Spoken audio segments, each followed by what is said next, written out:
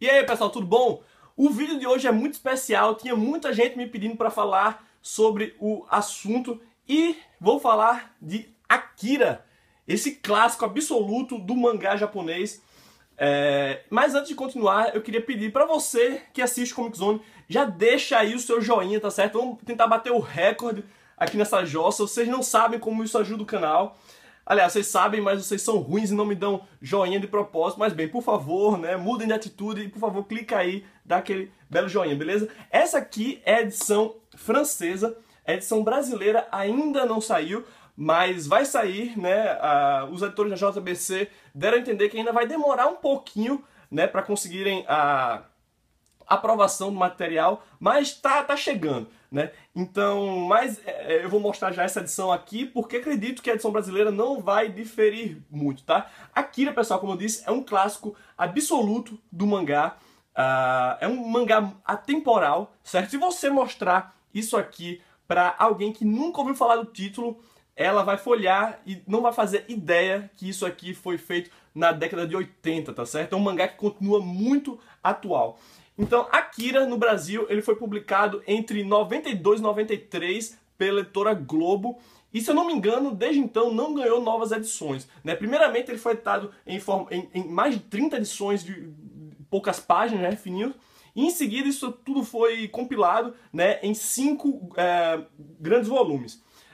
Essa edição brasileira, ela foi importada dos Estados Unidos, né? Os americanos foram os primeiros a ver valor ali que descobriram o Akira, né? Trouxeram ele para os Estados Unidos, mas era uma época ali no final da década de 80 em que o público americano, aliás, todo o público ocidental desconhecia completamente, ignorava a existência do quadrinho japonês, né? Os caras nem sabiam que no Japão o pessoal lia gibi. E Akira foi um dos primeiros títulos a serem trazidos para o Ocidente, que chamou realmente a atenção dos editores americanos. E daí os caras, para publicar Akira, tiveram que fazer diversas modificações, diversas adaptações para o público ocidental da época, né, que desconhecia ainda essa forma de gibi. Então a primeira coisa foi, evidentemente, espelhar os quadros, inverter o sentido de leitura. Em seguida, o pessoal também traduziu onomatopeia e a mudança mais drástica foi a colorização, né? Os caras se diziam que um gibi em preto e branco nunca ia vender nos Estados Unidos da época, né? E talvez fosse verdade, né? O pessoal estava muito acostumado ali apenas com DC, Marvel e tal. Então os caras coloriram, né, toda a edição de Akira com supervisão do autor Katsuhiro Otomo, evidentemente, e foi, curiosamente, uma das primeiras colorizações completamente digitais, né? Foi tudo colorido no computador ali no final da década de 80, né? O que é muito impressionante. E o mais impressionante ainda é que eu revi essas edições antigas do Akira e, por incrível que pareça, a colorização não tá mal, né? Envelheceu até bem, né? Mas agora a Akira está ganhando uma nova edição, finalmente, né? E uma edição remasterizada que traz com ela todas as características originais da obra, né? A começar pelo formato, né? Na verdade, o formato ele sempre foi publicado em formato grande, né? Mas na França, essa edição aqui é francesa, ele foi editado no formato dos gibis franceses, que são álbuns maiores assim, né? E os caras ajustaram o formato tá idêntico ao formato original, né? Para vocês poderem terem uma ideia, né? Para comparar, eu tô aqui com uma Shonen Jump, né? E vejam como o formato é idêntico, pessoal, né? Eu tô comparando aqui com uma Shonen Jump, mas na verdade Akira não pertence à Shueisha, né? Ele pertence à editora concorrente, a Kodansha, e foi publicado originalmente na revista Young Jump, se eu não me engano, ou Young Magazine, agora eu não sei exatamente. Mas bem, foi publicado nessa revista aí entre os anos de 82 e 1990, tá certo? Então levou 8 anos para a série ser concluída no Japão, originalmente. E agora, né, os caras finalmente estão trazendo para o Ocidente uma versão que respeita a característica original da obra. Então, como eu falei, o tamanho é o tamanho idêntico em que a obra foi lançada originalmente, tá certo? As capas, olha só. Linda, né, cara? Tá idêntica também a edição japonesa. A única diferença dessa edição que eu tenho em mãos aqui é que o exterior das páginas, ele é amarelo, né? Ele é colorido com esse amarelo aqui, que parece, na verdade, uma lista telefônica. Eu achei bem estranho, né? Mas foi a única mudança. No mais, essa edição aqui tá idêntica à original, tá certo? Essa edição, ela conta com orelha não, com uma sobrecapa, como vocês podem ver aqui. Olha a lombada também, com os personagens principais, né? Aqui no interior a gente tem as informações, né? Um sumário de Akira em inglês e em japonês, idêntico à edição japonesa, como eu falei, né? E a capa mesmo dele é bem interessante, olha só. Evidentemente eu não vou abrir tudo, né, para não arrombar o meu gibizinho, mas é uma vista aqui de Neo Tóquio, olha só. Né? Em seguida, a gente tem o interior com essa arte aqui colorida, né? Na verdade são quadros que os caras retiraram, que os caras selecionaram do interior e coloriram, né? E finalmente nós temos aqui o gibi.